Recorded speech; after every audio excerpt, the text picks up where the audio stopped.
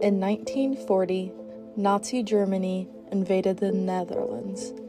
Amsterdam, once a vibrant and open city, suddenly became a place of fear, secrecy, and impossible choices. In Song of the Blackbird, while the novel is fictional, it reflects real historical experiences. Many citizens were forced to make difficult moral decisions, whether to remain silent or whether to risk everything to help others. Resistance is not always dramatic or violent. Instead, resistance appears through quiet acts of courage, such as protecting children, hiding identities, and preserving hope through art. I am singing to you. Yes, you. Will you listen? I've been beckoning since the beginning of time, and some would agree even longer, but my call means nothing unless someone responds. A soul to rift alongside, a heart to pulse to the beat of my song. Will you soar along? Will you dance with me? Will you surrender to marvel and wonderment? If so, fly with me as I sail between time and place, and you will see that heeding my song can be a matter of life or death. Before the war, Amsterdam was a peaceful, vibrant city filled with families, businesses, and everyday life. But everything changed in 1940 when Nazi Germany invaded the Netherlands, bringing fear, destruction, and control into people's daily lives. Across Europe, the Nazis were expanding their power, taking country after country and spreading their influence through fear and force. In cities like Amsterdam, ordinary people were suddenly faced with impossible choices, whether to follow the rules, stay silent, or risk everything to resist. Tell us about the day that the Nazis declared war on the Netherlands. That day started, I woke up. That was in May. That was the 10th of May, 1940. I woke up early in the morning, terrible noise, and my mother came running in my bedroom, grabbed me out of bed, and ran with me in the basement. And we heard falling glass, and it was we were both trembling and waiting there till it got quiet. And then my mother left me in the basement, and she said, "Stay here." And then, very careful, she went upstairs to look what had happened. My father wasn't home because the bakery was not by the store. So he had gone at 2 in the night to that bakery. So I was with my mother at that point. And then my mother went upstairs, and then she saw that the big windows from the store had broken. And people came outside, neighbors, and so then she came to get me, and she dressed me a little bit, and then we heard that the military compound that was about a mile from our house on the same main thoroughfare had been bombed by the Germans. And because of that bombardment, from the windows of the houses and our store and had broken, and so we were all in the very scared, and we didn't know what to do.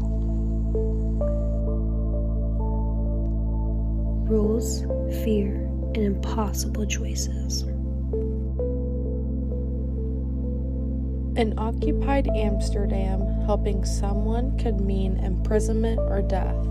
Some stayed silent while others chose to risk their own safety by resisting in quiet ways, such as hiding Jewish families, forging documents, and smuggling children.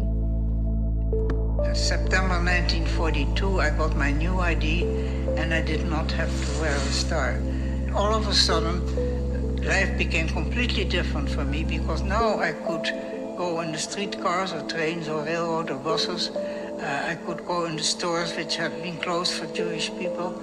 And so this uncle of mine contacted me and asked if I could find a place for them to go into hiding. I mean, you know, when somebody asks you for help, you can do it. You won't think about it. You say, hey, I see what I can do to help. So I think that's, I don't know how I got there, but I do know that my immediate reaction was, if they ask for help, you try to help. This was a bit more dangerous, but if you tried not to think of the danger, you try to make the best of it.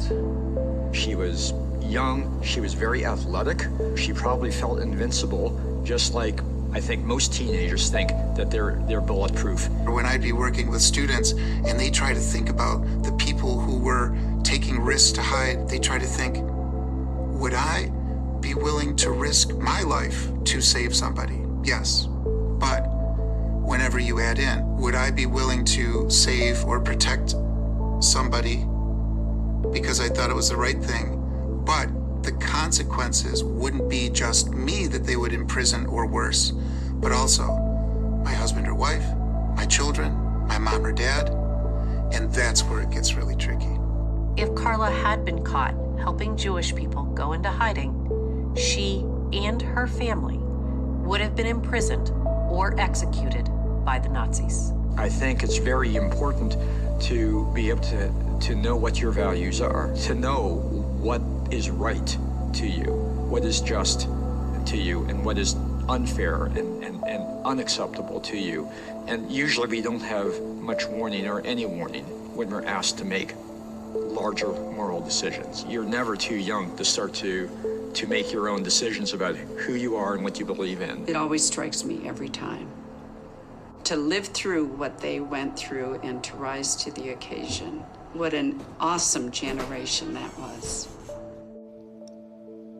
Some citizens joined underground resistance groups that printed illegal newspapers, sabotaging Nazi operations, or helped people escape. In the novel, characters wrestle with these same choices. They must decide whether helping others is worth the risk to themselves and their families. Where these moments highlight an important theme, resistance is often defined by moral courage. You've seen my presence and beauty, love, art, music, nature. Many believe that's all I do, but every now and again, I reach into someone's gut and turn them inside out. I strip them of their innocence and of their permission it gives them to carry on as usual. Count me in. For many members of the resistance, protecting children became one of the most powerful acts of defiance. Thousands of Jewish children were hidden by Dutch families, churches, and resistance members. These children often had to take new names and live under false identities in order to survive. For the adults who protected them, this decision carried enormous risk. If discovered, they could be imprisoned or even executed. In Song of the Blackbird, protecting vulnerable children becomes a central moral struggle. Characters must weigh fear against compassion. By choosing to help, they demonstrate that resistance can take the form of empathy and responsibility. Saving a life, even quietly, was a powerful act of defiance. Your convenience and share it with your friends. Today would have been the 91st birthday of Anne Frank. Anne may be the most widely known name and face, but she represents tens of thousands of Jewish children who were hidden for their own safety during the war. Anne and others like her had to be constantly on guard, lest they laugh too loudly or show their faces too close to a window and expose themselves and others in hiding with them. Anne died at age 15 in the Bergen-Belsen concentration camp, just weeks before she would have been liberated. She and her sister Margot symbolize the lost promise of up to 1.5 million Jewish children who who were murdered in the course of the Holocaust. Identity became dangerous. To survive, people had to conceal who they were, creating a life built on secrecy. False names, forged documents, and secret hiding places became a part of daily life. In this story, secrecy plays a critical role. Characters must constantly decide who they can trust and what truths must remain hidden. This tension shows how living under oppression often forces people to conceal parts of themselves in order to survive. Even in the darkest times, art became a quiet form of resistance. It preserved identity, expressed truth, and reminded people that hope still existed. Throughout history, art has helped people express identity, emotion, and truth when speaking openly was dangerous. In Song of the Blackbird, artistic imagery and symbolism represented hope and resilience.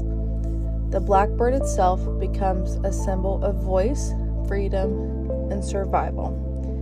Through visual storytelling, the novel reminds readers that creativity can help preserve humanity even in the darkest times. Art allows people to remember who they are and to imagine a future beyond oppression. These stories, like Song of a Blackbird, matter because they help us remember that history was made up of real people, real fear, and real courage. By telling this story, this shows the resistance was not always loud or famous. Sometimes it was quiet, risky, and deeply personal. These stories still matter because they remind us of what bravery, compassion, and standing up for others can truly look like. Song of the Blackbird reminds us that resistance does not always look like rebellion. Sometimes it is found in protecting children, preserving identity, and creating beauty in a world determined to erase it.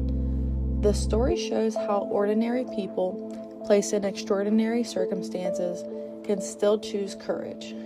And though those choices, hope continues to survive.